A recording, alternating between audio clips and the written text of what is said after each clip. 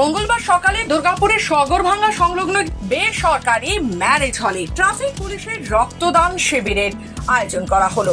উদ্বোধন করলেন আসানসোল দুর্গাপুর পুলিশ কমিশনারেটের ACP traffic Rajkumar Malakar, ACP Durgapur Subir Roy সহ পুলিশের আধিকারিকেরা।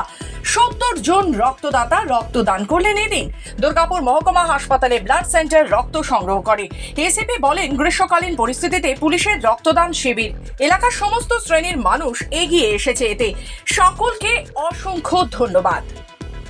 আমাকে কিছুদিন আগে সাব ডিভিশনাল হসপিটালের সুপার স্যার ফোন করেছিল যে আমাদের ব্লাড ব্যাঙ্কে একটু রক্তের প্রয়োজনীয়তা হচ্ছে, আপনারা একটু ব্লাড ডোনেশন ক্যাম্পগুলো একটু অর্গানাইজ করুন। তো আমরা সেটাই ভাবি যে সারা ভারতবর্ষে এত কোটি কোটি মানুষ, সেখানে রক্তের এত সমস্যা কেন হয়, এই সচেতনতাটা আমাদের মধ্যে নেই বলে আমরা এই সমস্যার মুখে পড়ি। তো মানুষকে এটাই বলার, যারা এখানে উপস্থিত আছে, যে রক্ত, যেটা রাজশেখর বলছিল যে অনেকেই বলে যে রক্ত দান করো না, কিন্তু তুমি ব্লাড ডোনেশন ক্যাম্পে যাচ্ছ, এটা কিন্তু ঘটনা।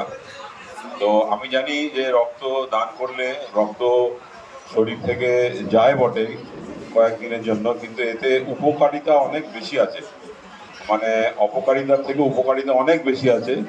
এই জিনিসগুলো মানুষের জানা নেই বলে হয়তো দিতে চায় না।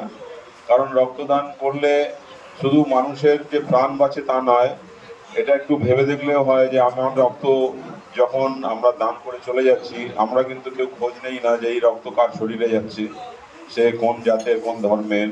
আবার যে গ্রহণ করছে সেও খোঁজ নেয় না যে এই রক্ত কে দান করেছিল। এটা একটা অদ্ভুত মেলবন্ধন, আপনি যদি ভাবেন অবচেতন মনে, তো এর থেকে ভালো কাজ কিছু হয় না। মুচিপাড়া ট্রাফিক গার্ডের উদ্যোগে আজকে এই রক্তদান শিবির।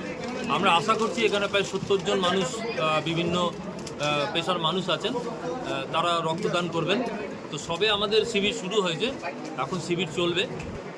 দেখা যাক, আমরা আশাবাদী অন্তত 70 জন এখানে রক্তদান করবেন। দুর্গাপুর থেকে সৌরভ করি রিপোর্ট, সঠিক তথ্য।